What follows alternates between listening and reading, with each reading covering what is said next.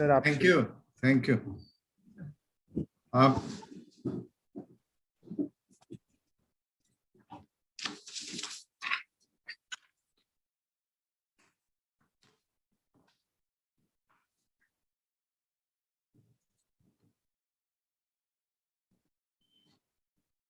समस्त BSA, BEO, DIET principal, ARP और समस्त शिक्षक संकुल का स्वागत है। मेरा सौभाग्य है कि आप सबसे बात करने का अवसर मिला है। नेक्स्ट पे जाओ।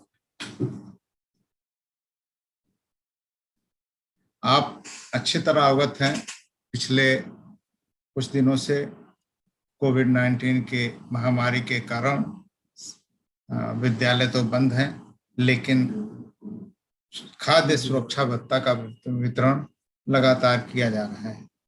क्योंकि आप सबके सहयोग से ही ये कार्रवाई हो रही है, इसके बारे में थोड़ी सी बातें बताना चाहूंगा।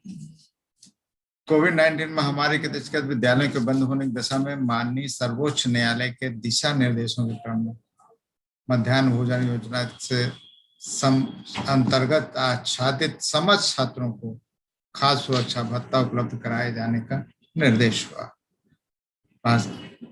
माननीय सर्वोच्च न्यायालय, फिर भारत सरकार और प्रदेश सरकार ने इस संबंध में आदेश भी जारी किए।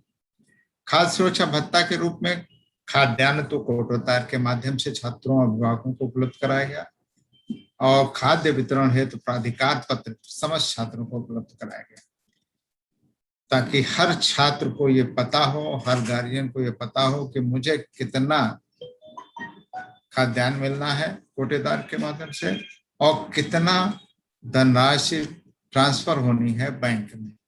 इसकी संपूर्ण जानकारी के लिए ये प्राधिकार पत्र निर्गत किए गए थे और ये तीनों चरणों में दिए गए थे।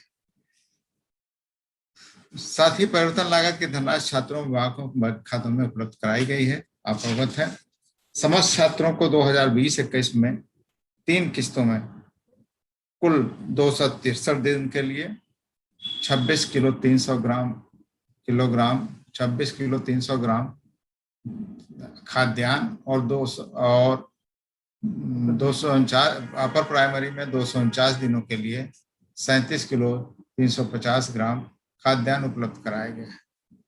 ये तीनों किस्तों में कराए गए खाद्यान्न उपलब्ध कराए गए खाद्यान्न का योग है। इसी प्रकार प्राथमिक एवं उच्च प्राथमिक विद्यालयों में अध्ययनरत छात्रों को क्रमशः ₹1302.50 तथा 1849 रुपये परिवर्तन लागत छात्रों अभिभावकों के बैंक खातों में RTGS NEFT के माध्यम से उपलब्ध कराया गया। RTGS और NEFT करने में आप सबका सहयोग पूरा रहा है, जिसके कारण से ये संभव हो पाया है। हम अवगत हैं इस बात से कि बैंकों से अत्यधिक कठिनाइयां हुई हैं और अभी भी हो रही हैं। कुछ जगहों पे अभी जहां तीसरी किस्त का ट्रांसफर नहीं हुआ, अभी कुछ परेशानियां हो रही हैं। इसलिए हमने ये निर्णय लिया है, शासन स्तर पर यह निर्णय लिया गया है कि अब जो है, जो भी पैसा स्कूलों को छात्रों को दिया जाना है कन्वर्जन कास्ट का, वो बैंक के में ट्रांसफर केंद्रीकृत रूप में यहीं से किया जाएगा, लखनऊ से हेडक्वार्टर से किया जाएगा, ताकि आप सबको इसमें ज़्यादा तकलीफें न हों। आपको इसके लिए आवश्यक कार्रवाई करनी होगी, जो आगे हम बताते हैं। फिलहाल ये बताना, पीछे ही आ जाओ, फिलहाल ये बताना है कि पहली किस्त में पहले चरण में 76 दिन का, दूसरे चरण में 49 दिन का और तीसरे चरण में प्राथमिक विद्यालय में 138 दिन का तथा अपर प्राथमिक विद्यालय में 124 दिन के खाद्यान्न दिए गए थे और उसी के अनुपात में धनराशि भी दी गई थी। आगे जाओ। प्रेरणा पोर्टल पर अध्यापकों के लॉगिन से वितरित किए गए खाद्यान्न एवं धनराशि का विद्यालयवार उपभोग प्रमाण पत्र उपलब्ध कराए जाने की व्यवस्था की गई। वो प्रमाण पत्र, चूंकि प्रेरणा पोर्टल पर हमारा सारी चीजें ऑनलाइन अपलोड दिखाई देती हैं और इसके वेरिफिकेशन के लिए इस प्रेरणा पोर्टल को चूंकि गवर्नमेंट ऑफ यूपी भी और गवर्नमेंट ऑफ इंडिया भी देखती है, तो हमें इसके थ्रू उपभोग प्रमाण पत्र का अपडेशन किया जाना आवश्यक है। उसके लिए निर्देश दिए गए थे। आपको उसकी यूजर मैनुअल भी भेजा गया था, किस तरह से निकाला जाएगा। तो प्रत्येक विद्यालय स्तर पर 2 कॉपी में निकाल करके 1 कॉपी अपने स्तर पर रखनी है विद्यालय स्तर पर, और 1 कॉपी ब्लॉक लेवल पर बीओ स्तर पर रखे जाने। जब सारे एक ब्लॉक में सारे विद्यालयों का हो जाएगा तो ब्लॉक लेवल पर जनरेट की जाएगी उपभोग प्रमाण पत्र, और 2 कॉपियों में की जाएगी। 1 ब्लॉक पर रखा जाएगा सिग्नेचर करके, 1 जिले स्तर पर दिया जाएगा। जब सारे ब्लॉकों का इकट्ठा हो जाएगा तो जिला बेसिक शिक्षा अधिकारी महोदय द्वारा फिर से उसकी सर्टिफिकेट डाउनलोड की जाएगी और कंबाइंड यूसी एक अपने पास रखी जाएगी हस्ताक्षर करके, और 1 हस्ताक्षरित कॉपी एमडीएम को अथॉरिटी को प्रेषित की जाएगी। तो ये चैनल बनाया गया है उपभोग प्रमाण पत्र का। ये आपको प्रेरणा पोर्टल से ही मिल जाएगा। यूजर मैनुअल ऑलरेडी आपको दिया जा चुका है। बड़ा आसान तरीका है उसको कार्रवाई करने का। बस थोड़ा पीछे आओ। इसमें खाद्य सुरक्षा के भत्ता के अंतर्गत उपलब्ध कराए गए खाद्यान्न और उसकी धनराशि दोनों का वो क्या नाम है फीडिंग की जानी है। और साथ में आप देख रहे होंगे बगल में उपभोग प्रमाण पत्र का एक फॉर्मेट लगा हुआ है। आगे बढ़ो। विद्यालय खुलने पर तो एमडीएम बनेगा। अभी विद्यालय अध्यापकों के लिए खोला जा रहा है। अध्यापकों के आने के लिए निर्देश दिए जा रहे हैं शायद 1 जुलाई से। आप देख लें कि समस्त विद्यालय में आपके प्राधिकार पत्र छप के आ गए हैं या नहीं।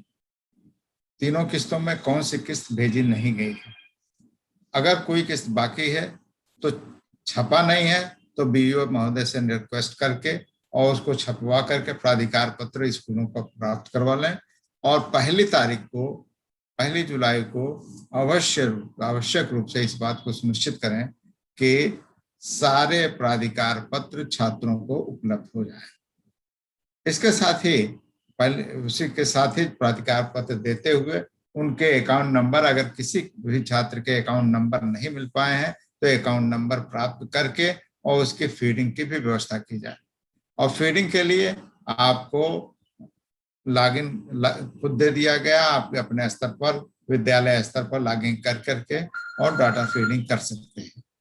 इस संबंध में थोड़ी सी बात और बताना चाहूंगा कि डाटा आप देख लें कि क्या क्या डाटा भरा जाना है।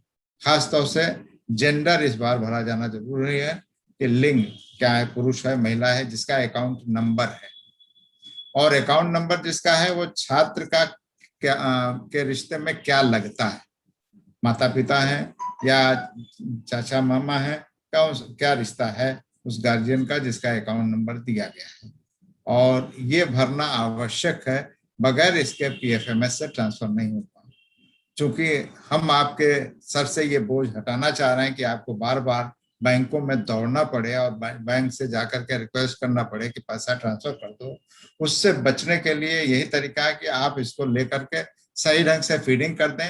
तो इस साल के जितने भी ट्रांजैक्शन होंगे हमारे यहाँ से सीधे छात्रों के अभिभावकों के खाते में चले जाएंगे। एक बात और याद समझ लें कि छात्रों का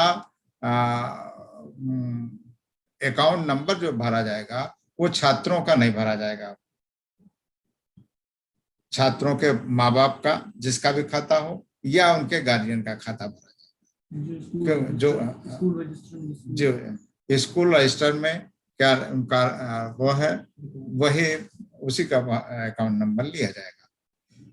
तो ये इस बात को ध्यान कर लें और प्रेरणा पोर्टल पर 100% पंजीकरण सुनिश्चित करें।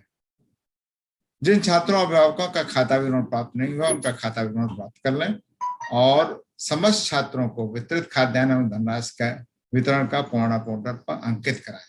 समस्त विद्यालयों द्वारा खाद्य सुरक्षा भत्ता वितरण का उपभोग प्रमाण पत्र प्रेषित किया, ऑनलाइन भरवाना सुनिश्चित कराएं। आगे बढ़ो।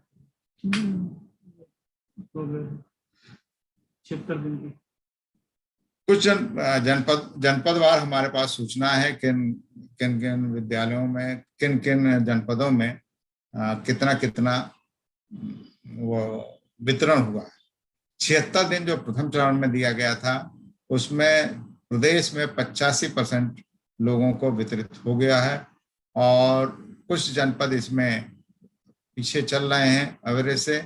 उनसे अनुरोध है कि वो अपनी प्रोग्रेस को सही कर लें। इसी प्रकार 49 दिनों के लिए, नेक्स्ट 49 दिनों के लिए भी डाटा आपके सामने है। पूरे प्रदेश में 44% हो गया है, लेकिन कुछ जनपद अभी भी बहुत पीछे चल रहे हैं। जनपद सीतापुर, जनपद कन्नौज, कुशीनगर, झांसी, पीलीभीत, बदायूं, अमरोहा, ये सारे जनपद बहुत पीछे चल रहे हैं और आज तक ये 100% हो जाना चाहिए था और ये अभी 44% तक कुछ जनपदों ने एक तरह से कहिए तो अभी तक शुरू ही नहीं किया है। इसलिए इस बार इस पर कार्रवाई करें, तत्काल करें। तीसरे स्टेज में जो हमने दिया था 138 और 124 दिन का, बहुत से जनपदों ने अभी कार्रवाई शुरू नहीं की। हम समझ सकते हैं कि इसकी कार्रवाई शुरू करने में अभी दिक्कत होगी, क्योंकि मार्च में पैसा दिया गया है, मार्च में खाद्यान्न भी जारी किया गया है और मार्च के बाद से लॉकडाउन हो गया। उसके बाद स्कूल पर आना आप लोगों का नहीं हो पाया, लेकिन अब 1 जुलाई से स्कूल पर आने की तैयारी हो रही है। तो कृपया करके इन सारे तीनों किस्तों में जो कुछ भी हो रहा है तो उसको वो देख लें और करके इसका अपडेशन अवश्य डिस्ट्रीब्यूशन भी कराएं और अपडेशन भी सुनिश्चित करें।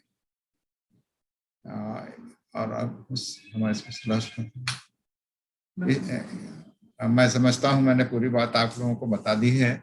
कभी भी कोई भी समस्या हो तो आप अवश्य पूछ सकते हैं, लेकिन मैं फिर से अनुरोध इस बात का कहूंगा कि अपने सारे डाटा, सारे स्टूडेंट्स के, उनके गार्जियन से रिलेशन के साथ साथ, जेंडर के साथ, और सिर्फ गार्जियन के अकाउंट नंबर प्रेरणा पोर्टल पर अपडेट करने का कष्ट करें।